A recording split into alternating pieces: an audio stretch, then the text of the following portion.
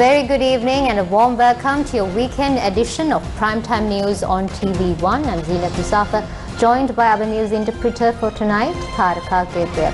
Let's first take a look at your headlines for today. President visits Madirigiriya to solve the people's problems.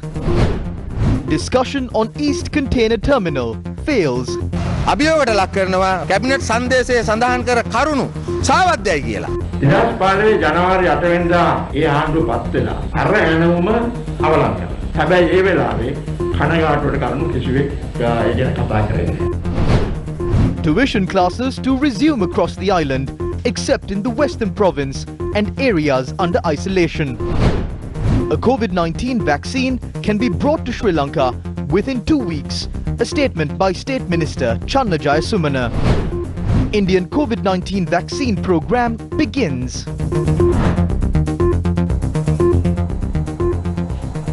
In your top story tonight, the Gama Samaga Pilisandurak program was held in Vedakachiya, Madirigiriya, Polonnaruwa today. This was the 6th phase of this program. The Polonnaruwa district is one of the worst affected by the human-elephant conflict. The president had instructed officials to build electric fences and take necessary measures to address this issue in the area. Other issues faced by the people in the fields of agriculture, self-employment, employment and access to drinking water were presented to the president, and solutions to these issues were given to the people through officials. Since this is a newly formed village under the Mahavali Development Project, it was a different experience to conduct this program here. I believe that there is a good road to access this village. You have access to electricity, and we declared opened a good school. Before this, we went to villages that were inherently rural, and I see a difference between those villages and this village. But I believe that the issues faced by the people who are newly settled down here are different to those of others. As the district secretary pointed out, this is a new village surrounded by wildlife reserves. Under the Gama Samaga Pilisandurak program, we visit rural villages to give you an opportunity for you to present your issues directly and find solutions to them.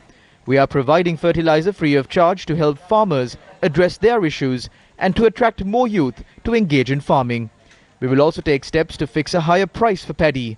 Solving the issues of the villages outside the towns is a key aspect of the policy of this government. අවශ්‍යතාවයන් සකස් කරලා දෙන්නට තමයි අපේ රජයේ ශේෂ ප්‍රතිපත්තියක් වන්නේ. In line with the program, the president also attended the opening ceremony of the Polonnaruwa Mahavali Primary School. He was invited by former President Maithripala Sirisena, who spearheaded the construction of this school.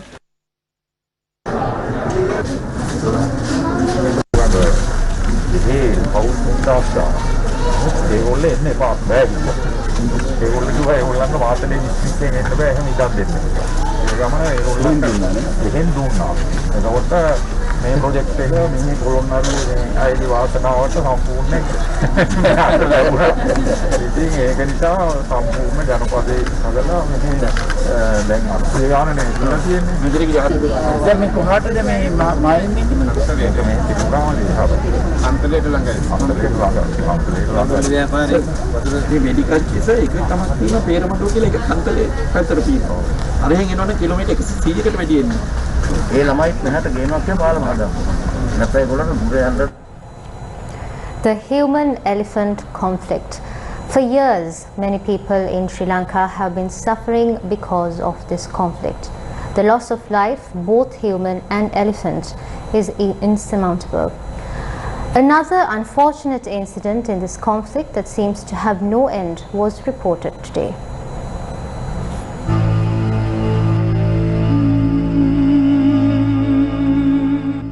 This woman, trembling in fear of wild elephants, is a mother living in the Koswagawa village in Suryavawa, Hambantota. A few hours before dawn, at the end of another day of toiling with wild elephants in the area, a lone elephant attacked the house at about 3:40 in the morning. A part of the roof of this house was damaged and fell onto the 12-year-old grandchild of this mother. Luckily, both of them got away with their lives.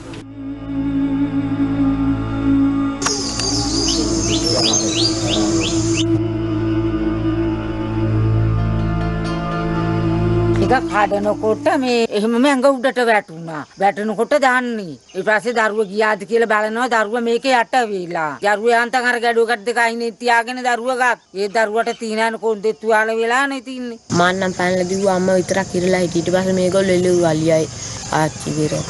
යට වෙලා හිටියේ මායි ආච්චි. Our correspondent Roshan visited this house at 4 a.m. as soon as he was notified of the incident. This is how the elephant was still roaming in the vicinity when he arrived.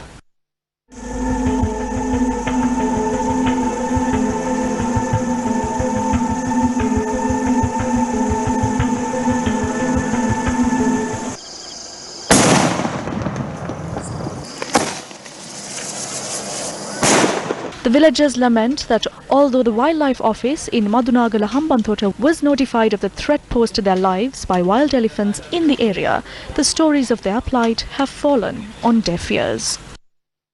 ඉතින් sir අපි දැන් ඊයේ රෑ ඉඳලම කතා කරලා කිව්වනේ හැමතැනටම කතා කරලා කිව්වා. බලමු මොකක්ද උනේ කියලා පොඩක් ඉන්න. අපි දැන් එන්නේ නැද්ද කවුරුත් දන්නේ නැහැ නේද? අපිට මේක මේව කරන්න බලන්න.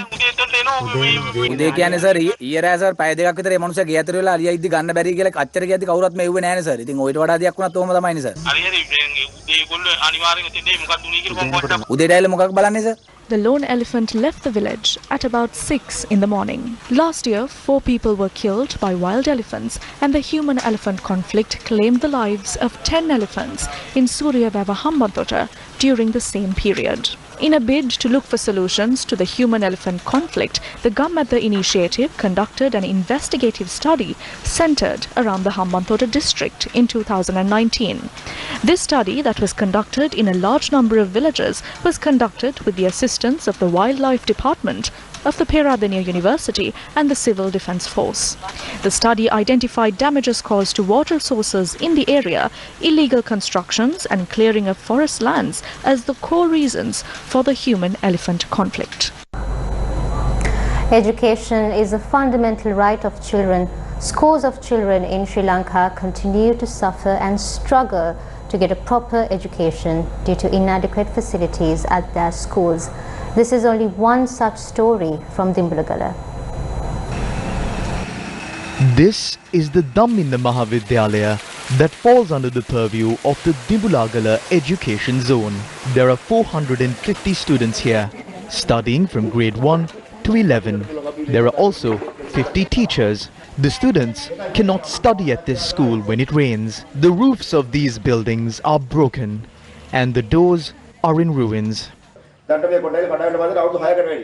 It has been 6 years since this building collapsed. These pictures were sent to the relevant authorities. There are 4 other buildings here. Wild elephants came here by about 5 in the evening.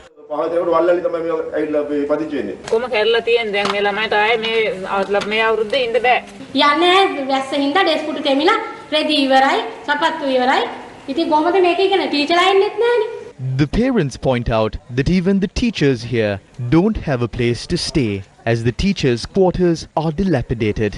මේ තියෙන ධම්මින මහාවිද්‍යාලේ කෘෂිකර්ම විෂය උගන්වපු මේ පන්ති කාමරේ. මේක දැන් මම හිතන අවුරුදු දෙකක් විතර ඉඳන් මේ පන්ති කාමරේ ඇතුළට බැක්කත් වහලේ කරලා ළමයිගේ අවධානමත් එක්ක අපි දෙමාපියෝ කතා කරලා මේ පන්ති කාමරේ ඉවත් කරා. දැන්ට මේ ගහක් යටතේ කෘෂිකර්ම උගන්වන්නේ.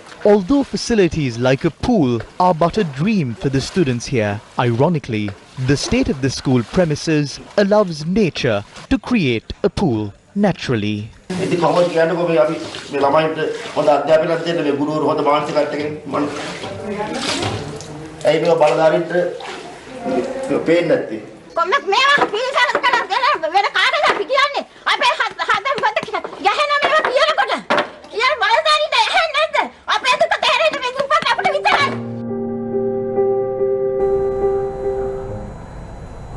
The Colombo port can be identified as one of the most important strategic locations located in the center of the eastern and western sea routes.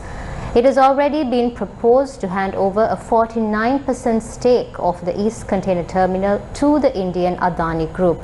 There is much controversy over the sale of this national asset that is currently in the possession of the Sri Lanka Ports Authority. The Cabinet Committee that was appointed to review the East Container Terminal deal held discussions with port trade unions today. However, according to port trade unions, the discussions were a failure. A meeting between 23 port trade unions and the committee took place at the Ministry of Ports this morning. The trade union representatives came for the discussion with a proposal to maintain the port with 100% to Sri Lanka. According to representatives of the trade unions, Chairman of Sri Lanka Ports Authority, Retired General Daya Ratnayaka, and Secretary to the Ministry of Ports, UDC Jayalal, were the only members of the committee who had attended the meeting. The committee is chaired by the Chairman of the Sri Lanka Ports Authority, Retired General Daya Ratnayaka, while other members include Secretary to the Ministry of Ports and Shipping and 6 other secretaries. Only 2 committee members were present for the discussion. All 23 trade unions do not agree with the personnel to allow 49% of the terminal to be owned by foreign factions. The report we plan on submitting to the committee includes proposals on the basis that the port will be owned and controlled by Sri Lanka completely. This is a national asset that must be protected for our future generations. We have a comprehensive understanding about the transshipment business at ports. Our report includes a comprehensive analysis that was formulated by a group of experts and intellects. We have also included an analysis on matters pertaining to geopolitics. Such matters have been discussed with political analysts and experts in the respective field. These were the proposals we planned on discussing at today's meeting. However, we were not given the opportunity to do so. Finally, the chairman of the Cabinet Committee asked us to hand over the report by next Friday. We hope to hand over the report next Friday. As port trade union representatives, we will not accept the proposal to give up 49% of the terminal to another faction. The government's plan is clear now. They are planning on selling 49% of the East Container Terminal to India's Adani Group. The trade unions, together with the general public and employees of the port, will take action to ensure Sri Lanka will have 100% stake of the East Container Terminal. It is clear now that we have no other option.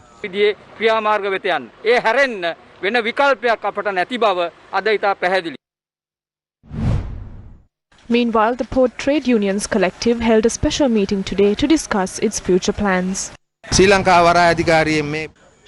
will lose an important strategic national asset if the East Container Terminal of the Colombo port is removed from the purview of Sri Lanka Ports Authority. The number of containers at the Indian ports is expected to rise in the near term, and the South Asia Gateway Terminal of the Colombo port is vital to support this growth. India or any expert in our country at any given point cannot claim that if this process is not facilitated, Sri Lanka's Ports Authority will be negatively affected. We challenge Minister Rohit Abegunawardena on this matter. We challenge him that the facts presented in the Cabinet Memorandum are false. Meanwhile, during a party supporters meeting in Veligama today, Minister Chamal Rajapaksa expressed his views regarding the conduct of the port trade unions when it comes to the East Container Terminal.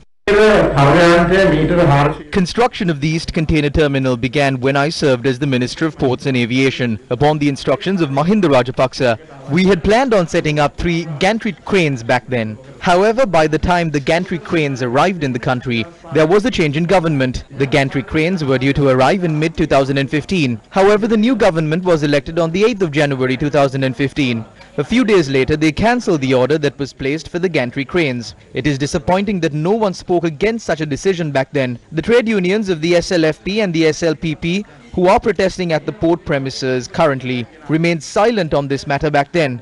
During those 5 years, not a single gantry crane was brought into the country. Sri Lanka was deprived of revenue amounting to millions of rupees every day. In my view, the port should be controlled privately. We have a challenge, and that is to transform the port into a profit-making entity and assess whether we can sustain it over time. Meanwhile, an online petition which is to be presented to the President commenced today against the transfer of the East Container Terminal of the Colombo port to a foreign company. The petition was filed by the National Trade Union Centre. It is not relevant whether the reason for the transfer is for investment, a donation or development purposes. Clearly what's happening is 49% of the East Container Terminal, which we own, 100% is being transferred. It doesn't matter if they are calling it selling. But what's happening here is we are losing the terminal. The trade unions alone don't bear the responsibility of protecting it. It is also the responsibility of the public. We request the public to think of the country and support this effort in any way they can despite political party preference. We request everyone to support this online petition.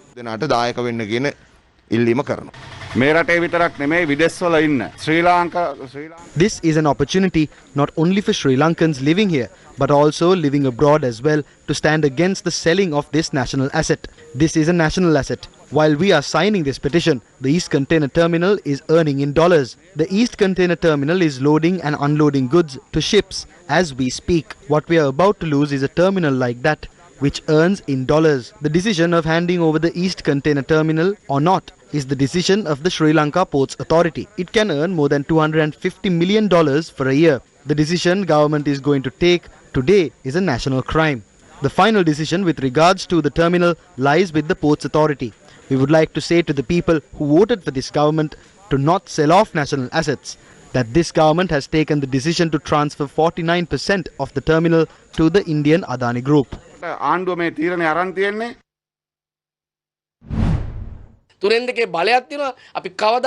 We have a two-thirds majority. Although we have a majority, we have never acted in a way that would adversely affect the people or in a manner that would bring disrepute to the country. We have not signed any agreements that would bring dishonor to the country.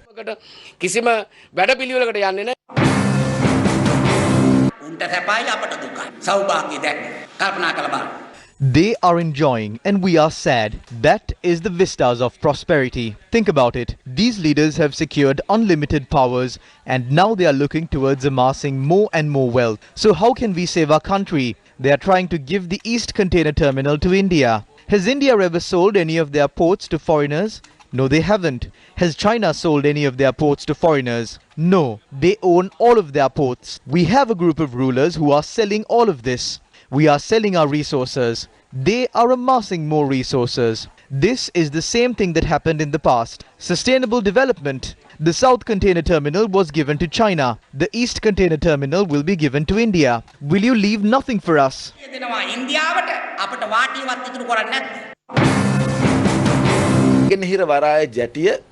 We have opened the East Container Terminal to investors without the right equipment. We cannot do any of this. Anyone who knows about economics would understand this. I am not talking about the people who go around just shouting not to sell these assets. There is no sale here. Economically speaking, what we have done is to bring investors to Sri Lanka. We have done nothing in secret like what the previous government did.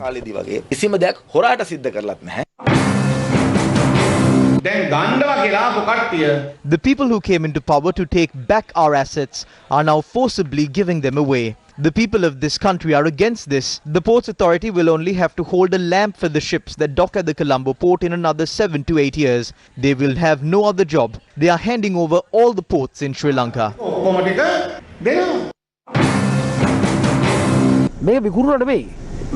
This is not a sale. This is a partnership. We cannot do everything alone. Handing over 49% of the port to India and Sri Lanka, retaining 51% is quite positive. But if anyone is saying that we can hold 100% of this port, I am of the stance that those ideas too must be listened to. If we can operate this port locally, there is no need for any portion of it to be handed over to a foreign country. As a 100% local entity, would we have the technology that we are enjoying today?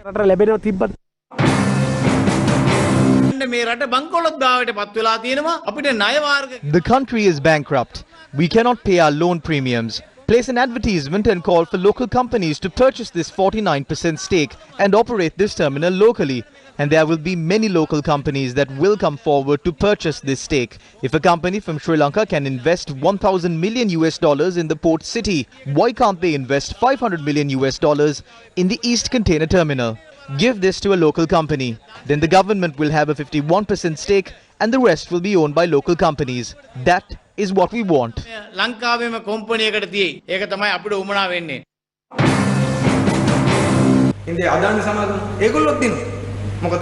The Indian Adani Group wins. After purchasing 49% of the shares of the port, they will run the operations of the terminal. We have asked for a $1 billion loan from India and India has not responded to the request. India is not giving us an answer because they are still holding discussions regarding the East Container Terminal. If they give the terminal to India, they might get the $1 billion loan. If the government wants the $1 billion loan, they will have to give India the East Container Terminal. The sale of the port The sale of the state lands is all tied together with this economic policy of taking loans. Our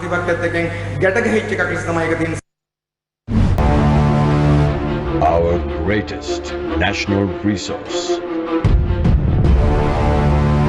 is the sea that surrounds us. Over 8 times the size of our landmass. Let's proudly call it what it is. The Sea of Sri Lanka. 343 COVID-19 patients were detected today. The total number of COVID-19 cases in the island rose to 52,313. 487 recoveries were reported, bringing the total number of recoveries in the island to 44,746. Meanwhile, isolation status in many areas was lifted from 5 a.m. today. The National Operations Center for the Prevention of COVID-19 Outbreaks said that the isolation status has been lifted in the Minnana, Bopattalla, Vilegoda, Askagula and Yakudagoda Gramanildari divisions in the Aliyagoda police jurisdiction. In addition, the 675 Kotawatha Gramanildari division in the Panudura police jurisdiction, Magona East and Magona West in the Beruwal police jurisdiction have also been declared as isolated areas. According to the Director General of Health Services, Dr. Asela Gunawardena, permission has been granted to conduct tuition classes in all areas except the Western Province and isolated areas from the 25th of this month. According to the Director General, in the first phase, ordinary level and advanced level tuition classes will be allowed. The maximum number of students allowed to attend tuition classes is 100 students or 50% of the capacity of the hall. We are currently in discussion with the World Health Organization and foreign governments who are manufacturing the COVID-19 vaccine. We hope to bring down a COVID-19 vaccine to Sri Lanka within the next 2 weeks. Plans are afoot to register Russia's Sputnik vaccine, Oxford's AstraZeneca vaccine and the Pfizer vaccine. Still in our local news, another phase of the opposition leader's mobile service was carried out in Okkampitiya, Moniragala today. A group including the leader of the opposition Sajith Premadasa and the General Secretary of the Samagi Jana Balawegaya Ranjit Madhum Bandara were present at the event. The people of the area presented the issues they face to the opposition leader at the event. A series of protests were organized throughout the country. The government is very much afraid of these protests. It has come to a point where they present court orders to halt the protests if it is mentioned on Facebook. As the leader of the Samagi Jana Balawegaya, I am proud that the government is scared enough to issue court orders to stop them. We respect the courts and its orders. We are a law-abiding democratic party. But I would like to say to the government, don't use court orders against democracy.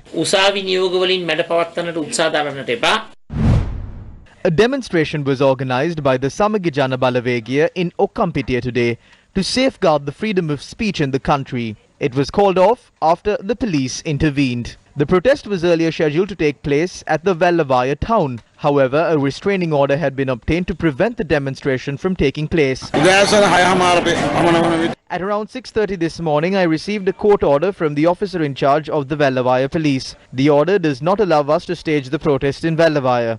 We will continue our struggle to protect the freedom of speech across the island. We will take measures to adhere to health guidelines when staging these protests. Views regarding suppression of free speech were expressed at a media briefing today. We are not ready to agree with every wrongdoing of the government. We can see that the voice of the people raised by the opposition is being suppressed. We must have freedom of speech. The government is moving on a path where the government wants to eliminate freedom of speech and the rights of the people. We must give a chance to the people and the Mahasangha to stop the president's efforts to eliminate freedom of speech, which we saw when he responded to a statement made by Harin Fernando, a parliamentarian who spoke democratically.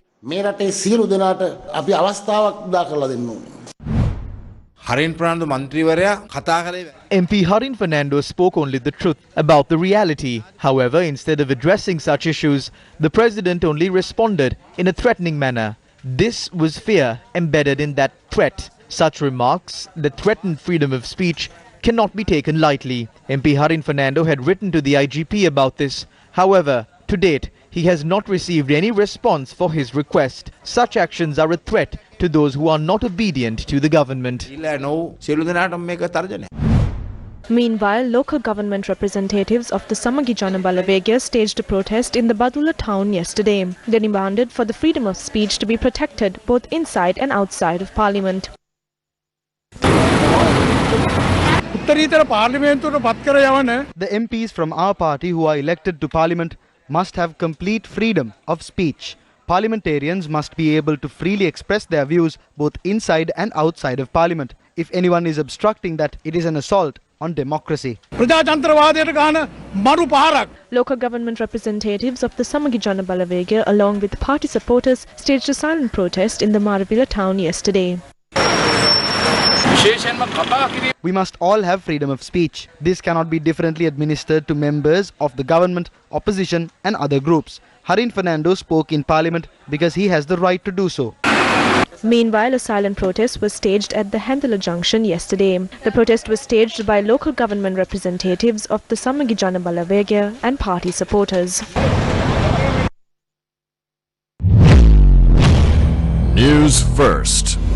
The truth as it is. WhatsApp is delaying an update aimed at increasing business transactions on the platform following mass confusion over what data it shares with its parent company, Facebook. Last month, WhatsApp began notifying users of its updated terms of service and privacy policy, which people had to agree to in order to keep using the app after the 8th of February. In a blog post yesterday announcing the delay in the update from February to the 15th of May, WhatsApp said, quote, "We've heard from so many people how much confusion there is around our recent update. There's been a lot of misinformation causing concern," unquote. WhatsApp emphasized in the blog post that its platform features end-to-end encryption, meaning neither it nor Facebook can see its users' private messages. It also doesn't keep logs of users' calls, messages, shared locations, nor does it share users' contacts with Facebook. And that's a wrap of Primetime News. Thank you very much for watching News First. Good night and take care.